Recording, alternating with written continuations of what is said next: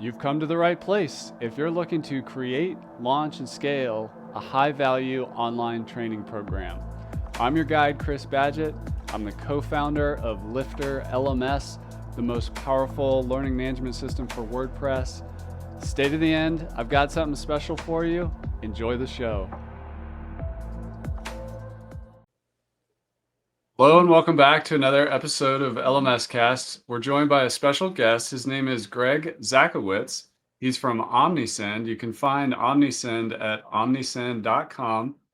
Greg is an e-commerce and retail advisor at Omnisend. We're going to go deep on marketing for LMS websites and the creators of those websites. We're going to talk about marketing automation, multi-channel marketing, changes in buying behavior and what's going on at the macro level. But first, welcome to the show, Greg. Thanks, Chris. Super excited to be here and looking forward to a good conversation. Yeah, I'm really loving Omnisend. Omnisend has done a lot of great things in the WordPress space, both with WooCommerce, LMS plugins, membership plugins, and the digital commerce side of things. But let's start at the macro. What are you seeing in terms of how spending behavior or consumer behavior is changing in ways that might be relevant to course creators and coaches out there? Yeah, it's a good question because we've been seeing it for the past 18 months and it's finally come to a head now. So I'll start from the product level and we'll back over because that's where a lot of that consumer behavior changes data comes from. We all know we live in a relatively uncertain economic time right now. Every day seems to ebb and flow a little bit here and there. But the changes have been coming, like inflation's been around for years. So we've been dealing with it ever since the pandemic. And really, while they say it's come down over the previous level, which was high, right? So I feel at the grocery store when I go buying products. So about 18 plus months ago, we started to see a shift to value focus, private labels, right? Consumers would trade down when the value of the private labels matched product quality or whatever it is.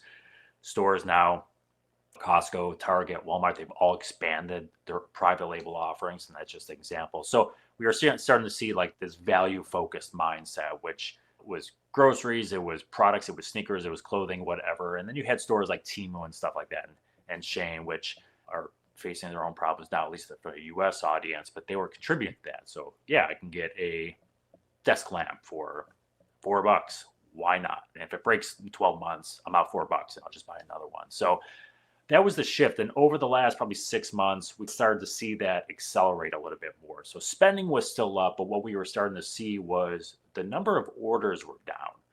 So what you would have is consumers focusing on value.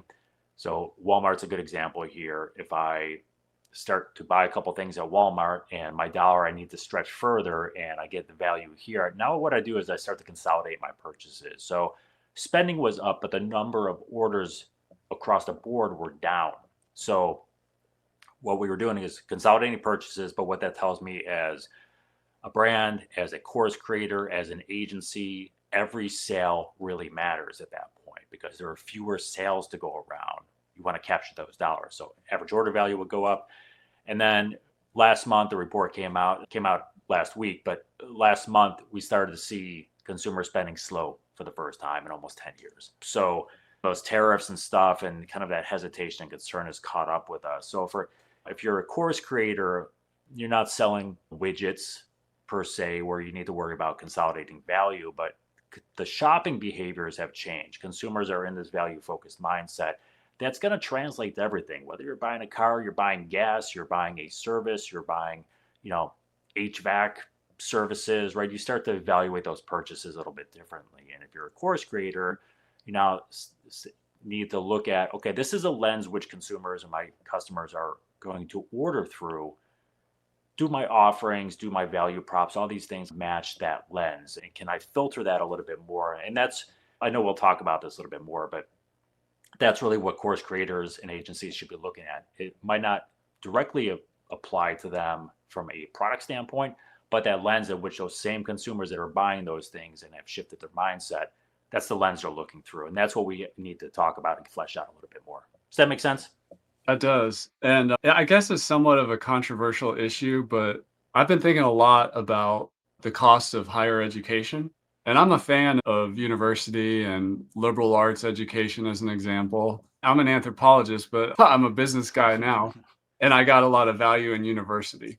But when you think about that value lens and the uncertainty of the world, I just have this sense that course creators, subject matter experts can put together offers that kind of help fulfill the promise of the quote American dream of get good education and get a good job or chart your course in life. It seems like there's a lot of opportunity for course creators. And as an example, this was several years ago. I think in 2019, I was like thinking I could spend 2 years and get an MBA, or I could work with a business coach that really understands software entrepreneurship for a quarter of the cost. And it's more focused and targeted on my domain. And I did that, and it was an amazing 2 years. But what are some thoughts about that in terms of creators who want to help people get jobs or grow skills like in a more decentralized, non-traditional higher ed fashion?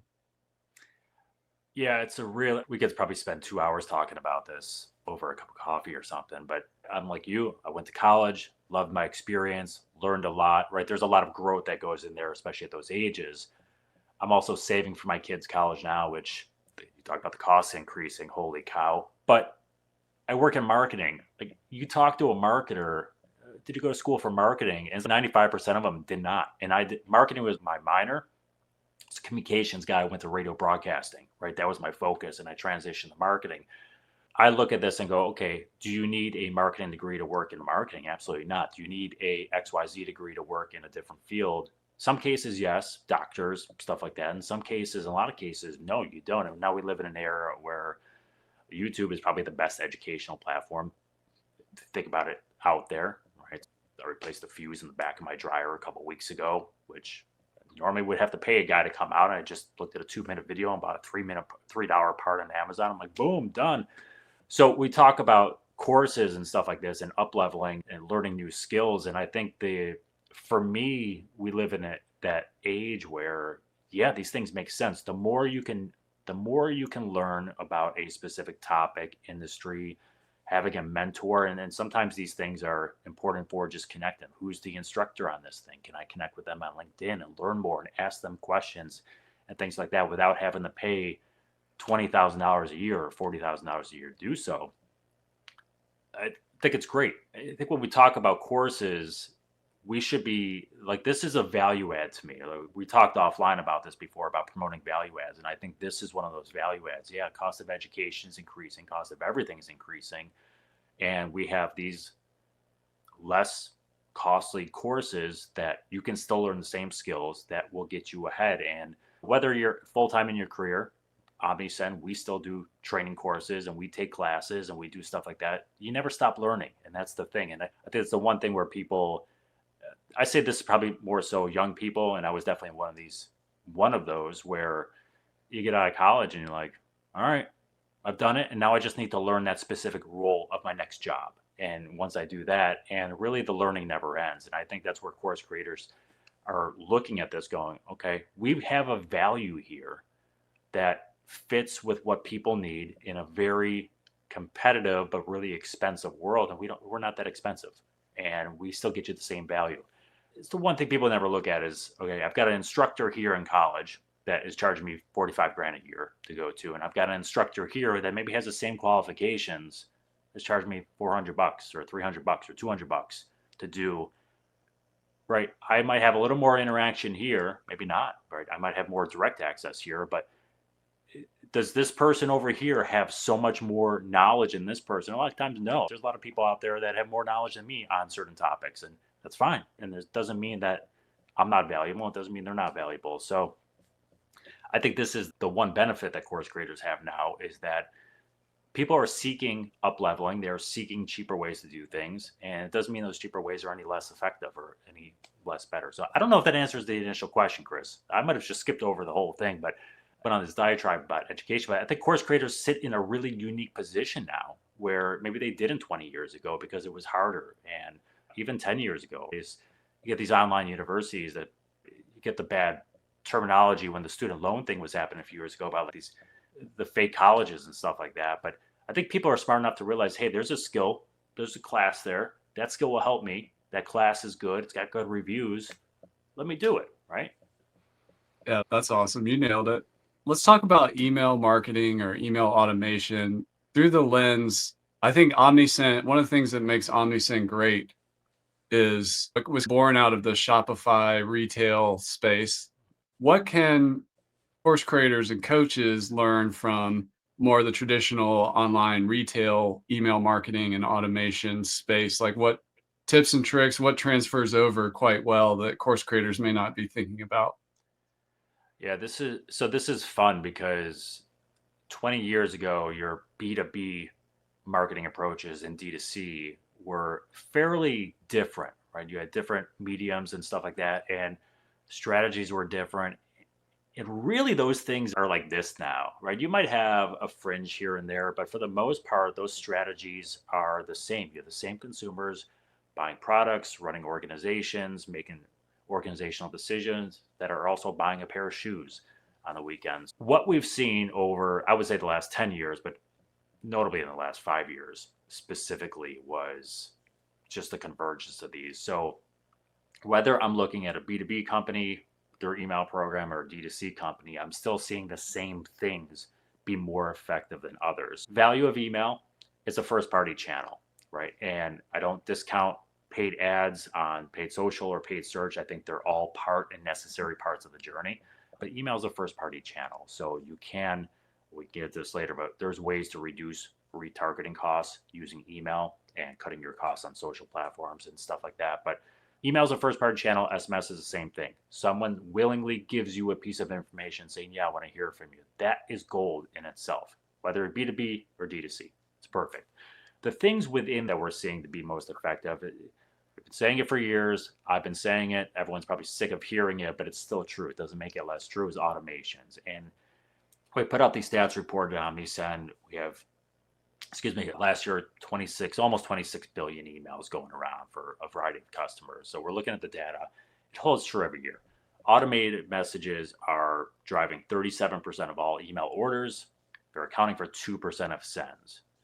Reason is they're timely and they're relevant. They're naturally then sending individually. So I take an action, I get an email based on an action. That email is customized and it sends automatically. You don't have to be awake. You don't have to schedule it. You just need to set it up one time.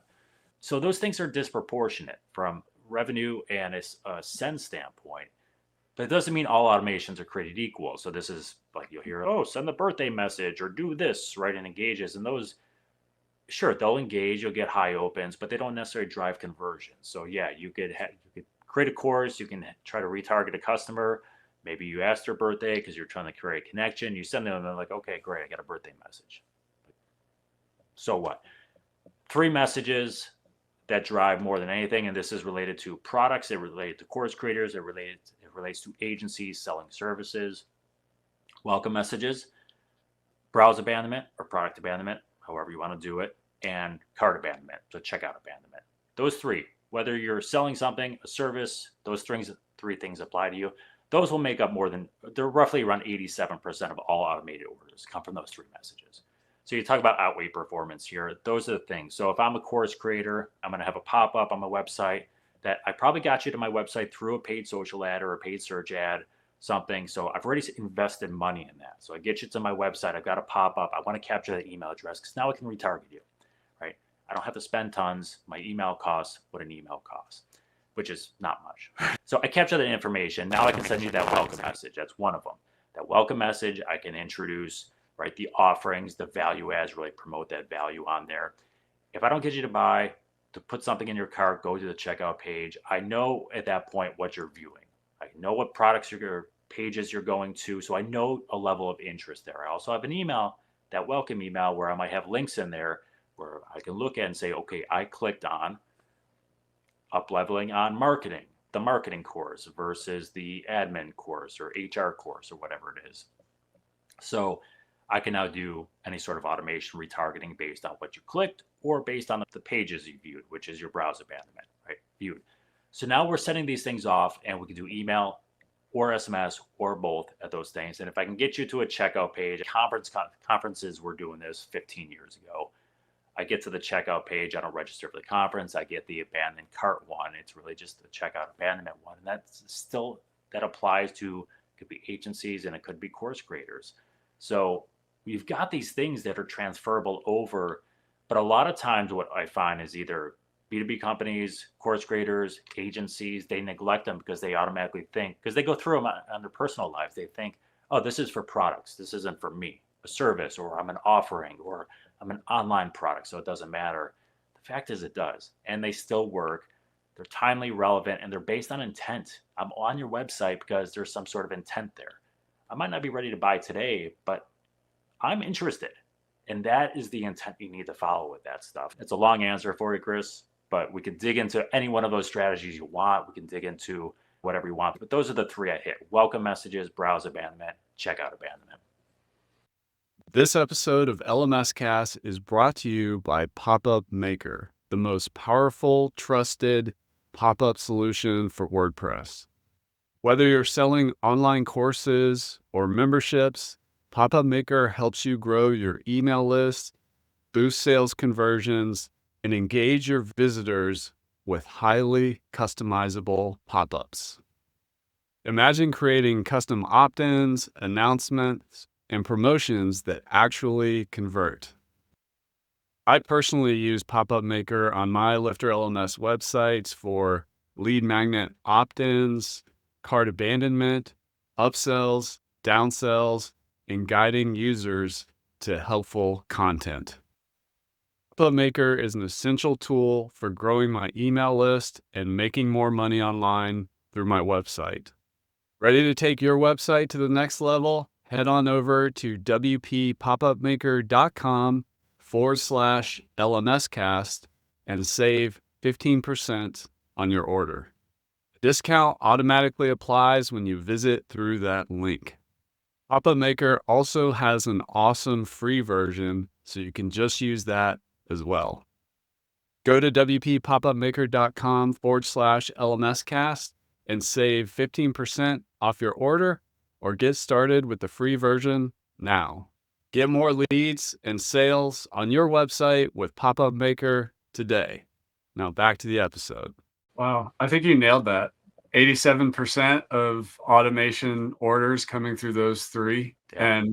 And just to put it out there, if you're watching or listening this, you can do this easily with LifterLMS or WooCommerce or Paid Memberships Pro with Omnisend, which integrates directly. And you guys have like templates and all kinds of stuff to make setting this up easy.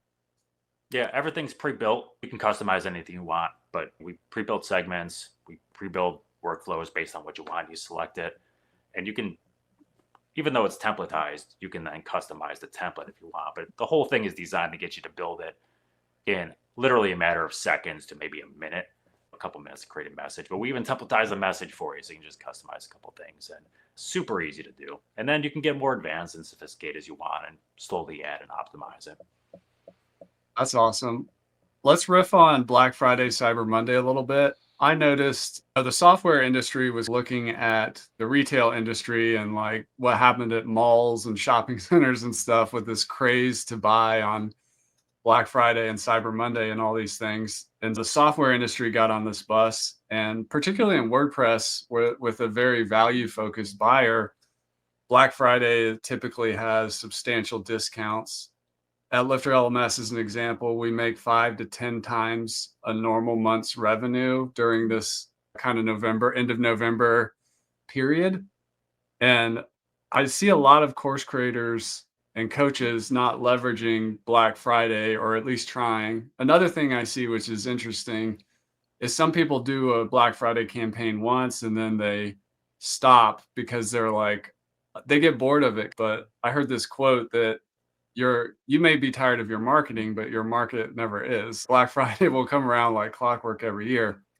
But stepping back, what could course creators and coaches do, and even agency professionals around Black Friday, to get those massive increases in sales, or perhaps tie into another event that has, shopping behavior kind of baked into the psyche and the cultural landscape?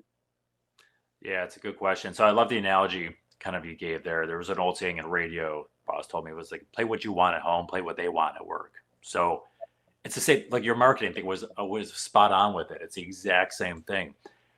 Here's the thing about Black Friday, Cyber Monday, or whatever key period, right? If you're back to school season, which we're currently in right now, right? Whatever your big sales period is, we talked earlier about the lens of value focused shopping. Nothing screams value focused shopping more than Black Friday, Cyber Monday. Those holiday deals. So whether you like offering them or not is one thing. If you can offer them, people are expecting it, right? It doesn't have to be the biggest thing in the world. And I'll give you an example. I have a couple pieces of exercise equipment at home. I have an iFit membership to track my workouts on, and they run Black Friday deals, and yearly memberships are not inexpensive. I'm a value focused shopper, and they run them. And every Black Friday, I go look to see what the discounts are, look at the previous year, and I will renew my membership at that point. But it's a subscription, but I'm looking for value on it. I don't need to do it in June when it expires in December and I just start stacking them. So the one thing I will look at is one, people are expecting some sort of value. So be in the conversation, right? It doesn't have to be the biggest discount, but be in the conversation. Reinforce to your audience, yes, I'm in the trend. I see you. I can offer this to you. And if you can't offer, if everyone else is doing 40% and you're like, you know what, I could do 10% off. That's what we do here, right? Add onto it with focusing on value. What makes your course different? And really promote 10% off for Black Friday. So let them know it's a deal. Let them know 10% off. Put a limited time window on there for 4 days only, 5 days only, whatever it might be. You can use SMS as a flash sale, 2 hours, maybe get 15% off, but then focus on the other values. Direct access to course, or have your questions answered by course creators, or whatever your value props are. And that's how you want to build that whole thing together. So don't have to give away the farm. You don't have to do 70% off. You can, but you don't have to. But you need to be in the conversation. If I'm looking at, this is just consumer mentality here and the marketing psychology, but I'm looking at two courses. One is $50 more, but they were giving me 10% off, and this one is flat fee. And at the end of the day, they're the same price. I'm going to look at this and go, okay, I'm going to take the 10% off because it's priced more here and I'm getting a better deal. So inherently, I think we have better value over here. Might not be true, but if they're not, they're just promoting 10% off this course, and I've got, hey, flat fee, but we get this and this. Now I'm looking, okay, where is that value? I'm looking through that lens. Where am I getting the best bang for the buck? And it might be on these value props here. So we need to be in the conversation with it, if nothing else. And I think that's the one thing to look at is look at margins. Obviously, you should have fairly decent margins, I would think, if you're a course creator, because you're not manufacturing products per se. But you need to be in the conversation. But I would promote it. I would try to find ways that work with your brand, work with your product, your discounting philosophy as an organization, and kind of move from there for it. But I got to be in the conversation for it, in my opinion. Let's learn from retail again. And I'm hoping you can do the same thing for SMS that you did with email automation, 3 emails, welcome email, browse abandonment, and cart abandonment. SMS is underutilized by course creators and coaches. Omnisend makes it easy, but at international level, because a lot of course creators have people all over the world. I think there's a misconception that email's easy because everybody has an email, but how do I do all this international text messaging? Omnisend actually makes it easy to the tech part and the infrastructure part of that. But what kinds of SMS campaigns could course creators do?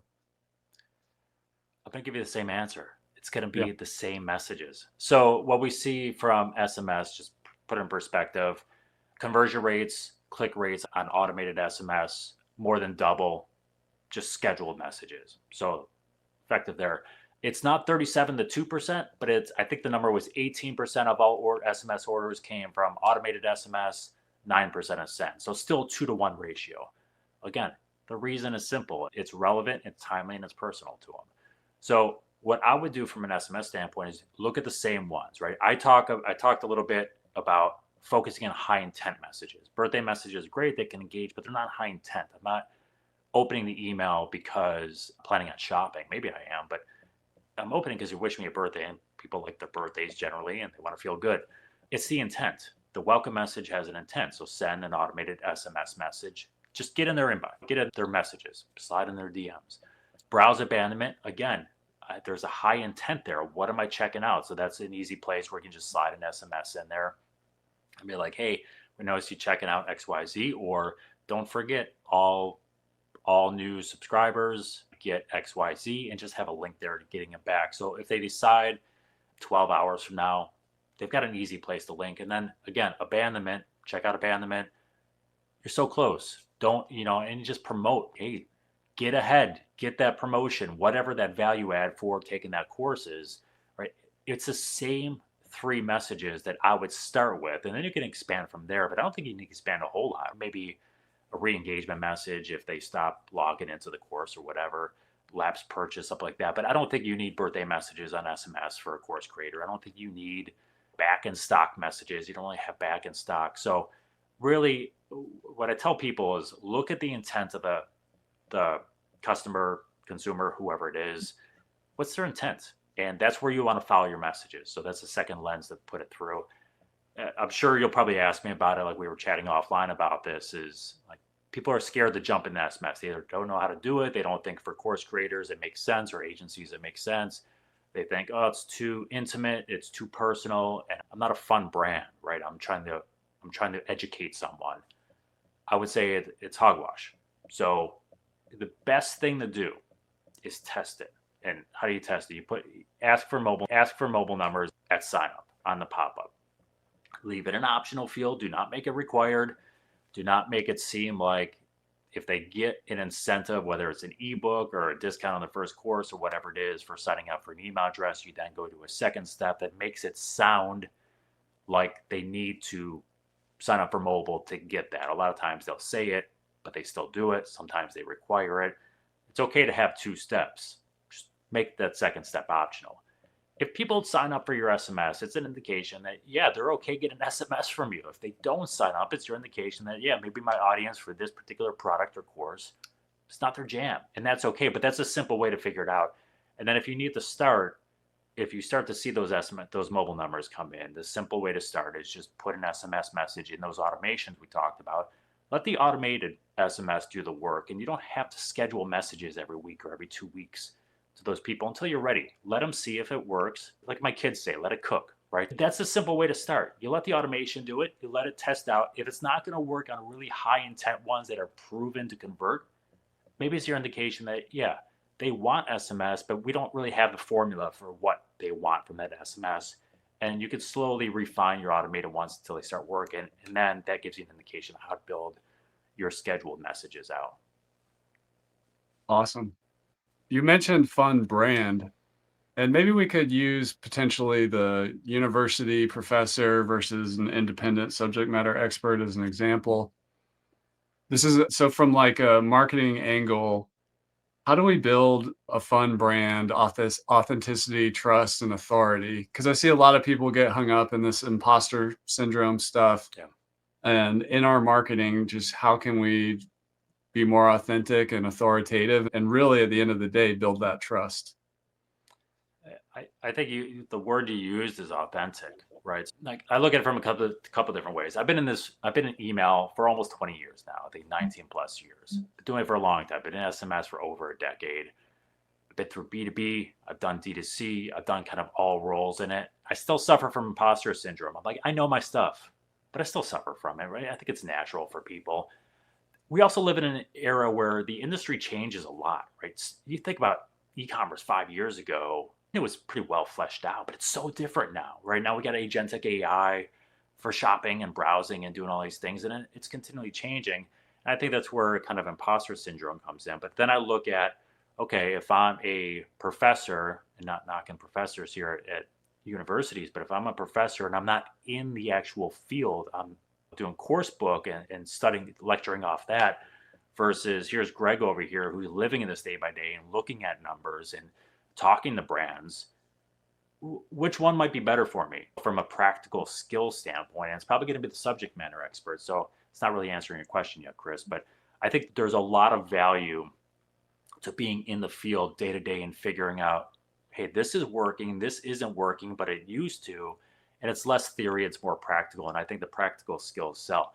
How to build it, I'm really bad at building things like this. Just personally, it takes a lot of time and I'm not a course creator, but YouTube, we talked about being, I mentioned as the greatest educational tool out there right now. You get other ones like Khan Academy and other courses, but collectively, YouTube is awesome. So you have the ability to build, short videos and things that kind of reinforce it there.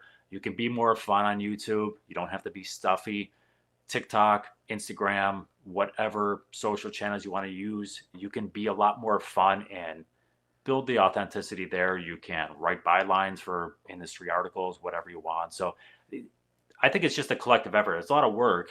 It's a collective effort there. But you have the ability where people don't care if you're suit and tie professional anymore for the most part. They care that whether you know your stuff and you can relate that content transferable and they trust you. And I think that's the biggest thing. And you build trust by they say what you're going to do and then do what you say. It's the same thing, right? If I'm telling you that automation is awesome and everyone's automation stinks, they can be like, oh, this guy doesn't know what he's talking about. But we see the automation work and now we can see which ones work or whatever. So it's all about just building trust and having fun and smiling and self-deprecating when it matters. You know your audience best and what type of course you're building, but be relatable. That's really the biggest thing. Question about Omnisend. Email marketing platforms and multi-channel marketing platforms, they're a little sticky, but I've noticed every 2 to 3 years, people start getting frustrated with their current setup and maybe they're starting to shop around and looking to switch. If somebody's looking to start or switch to Omnisend, particularly around this idea of bookum automation, browse abandonment automation, cart abandonment automation, what's the best way to get started and why should they take a hard look at Omnisend? Yeah, best way to get started, I think, for anyone, regardless of the type of platform, is to understand what else is out there. So you look at your own capabilities. Okay, what are we lacking that we need? Why do we think we need that? So you got to figure out what you're missing, right? And it could be the platform is not advancing. We got AI, but the platform doesn't have any AI in it. And now I'm using 3 tools to get one thing done. So you got to figure out what you're lacking, why you're lacking, and then what you want out the next platform. That's the easiest thing to do. It's not always easy, but that's the simplest place to get started. And then when you start looking at what else is out there, you need to look at the platforms. Do they have these things? And what else does the platform offer beyond these core things? So I think every platform in the world has features that most people aren't going to use. You get the 80-20 rule or 90-10, whatever they want, where 20% of the features used by 80% of the people. But do they have the ability to have the features? Should you grow into them as you scale? Can they meet your scaling needs? And when you look at that, I point you back to Omnisend, but the platform is just good. I've been in the email marketing and SMS platform space for 13, 14 years now. The platform's good. We have AI built into things. You can generally talk about segments you want to build, and it'll build a segment for you, right? So it's small things like that. We talked about automation. Do they have automation? Is it customizable? And is it gated? Now, that's an important thing too, because you'll have email providers that say, hey, we have all these things. You go on there and you get this cheap plan. Oh, you got to get the enterprise plan to get these things. So look to see what's gated and what's not. And that's going to be an important thing. Our automations, you could be at our free plan. You can use the automations. You got to figure out that stuff out. Does it integrate with your platform? So WooCommerce, WordPress, if you have an integration that syncs the data, because that's going to be important. Then what other tools, right? Pop-ups. Okay, pop-ups built in. I can use them. I can choose not to use them, but it's there for me if I want to. Do they have testing with the pop-ups? Do they have segment builders? Do they have what's the email builder like? When we talk about why you should use Omnisend, we just check the boxes. We follow the industry trends. We build it into the platform. We integrate very quickly on these things. We take customer feedback. And that's the one thing I will say about Omnisend versus others. We're organically funded. So if we don't have investors to report to, we have our customers to report to. And if we're not providing a value to our customers, they're not going to choose us. They choose us. We get 125,000 happy customers. It's just a really solid platform. When you're looking, go talk to someone there. You can sign up for Omnisend for free. You don't have to put a credit card down. So if you want to just play around with it, go sign up, play around with it, integrate it, do what you want to do, and see if it works for you and see if those customizations. Reaching out to the company a lot of times will give you a sense of, Are they business oriented? Are they customer oriented? Are they fun to talk to? Are they very stuffy? A lot of times, just having a conversation with someone's the easiest way. We're an approachable team over here. That's awesome. That's Greg Zakowicz, e-commerce and retail advisor at Omnisend. Is there anywhere else people can connect with you online? Yeah, usual places. You can find me on LinkedIn. I'm on Blue Sky more than Twitter now. Not many people are on Blue Sky, but I'm over there. If you go to my Twitter, you can link over. But LinkedIn's probably the best place. You can find me, anyone else on Omnisend there. Omnisend as well. They're pretty active on social too. So just feel free to pop over. We're friendly. Awesome, Greg. Thanks for coming on the show. I could have talked for hours with you on marketing, but it's been a great conversation. Really appreciate it. I appreciate the invite, and thanks for having me, Chris. I enjoyed it as well. And that's a wrap for this episode of LMS Cast. Did you enjoy that episode? Tell your friends and be sure to subscribe so you don't miss the next episode. And I've got a gift for you over at LifterLMS.com/gift. Go to LifterLMS.com/gift. Keep learning, keep taking action, and I'll see you in the next episode.